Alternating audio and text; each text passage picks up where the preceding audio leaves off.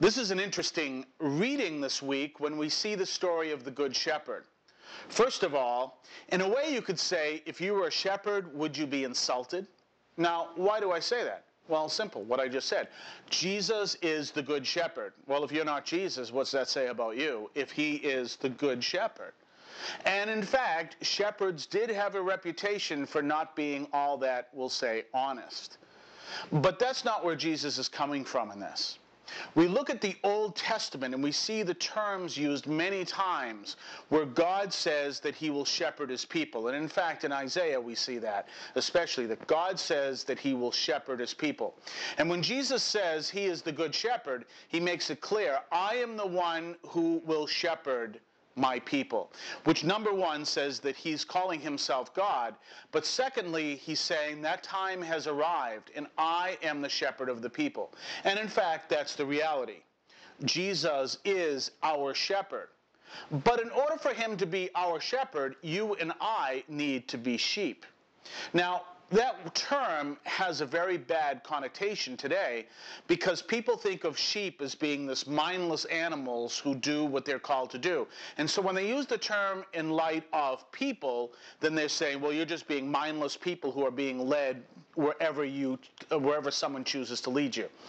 That's not what Jesus is referring to. I want you to look at it from a different perspective. If Jesus is your shepherd, then allow yourself to be shepherded by him.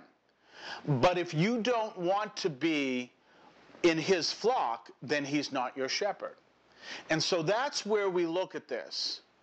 If you want to be the wolf, Jesus is not your shepherd. If you want to be the landowner, Jesus is not your shepherd. But if you have decided to be part of Jesus' flock, then allow him to shepherd you, which means two things.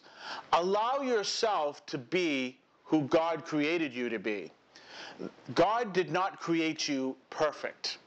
So when you make mistakes, don't turn around and beat yourself up, because if you turn around and say, I made a mistake and it shouldn't have happened, and get all upset, then you're also saying that you shouldn't have had a shepherd, that you're good enough to go on your own.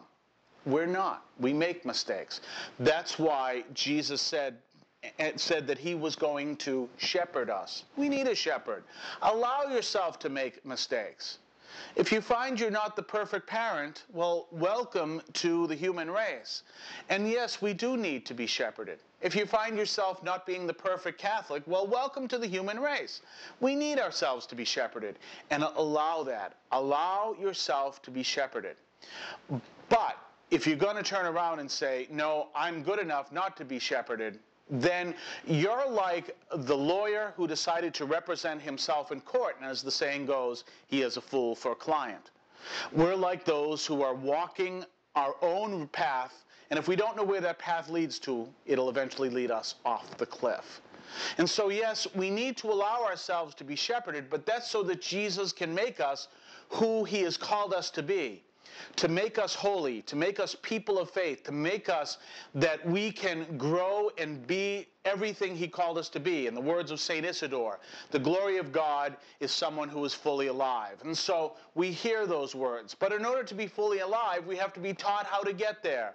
And that's why Jesus shepherds us.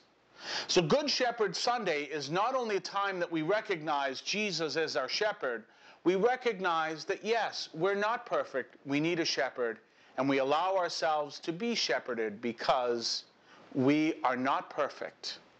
The next time you wake up in the morning and you realize that you cannot be God today, celebrate and rejoice. That's why we have the Good Shepherd. You don't have to be God anymore. Just be yourself.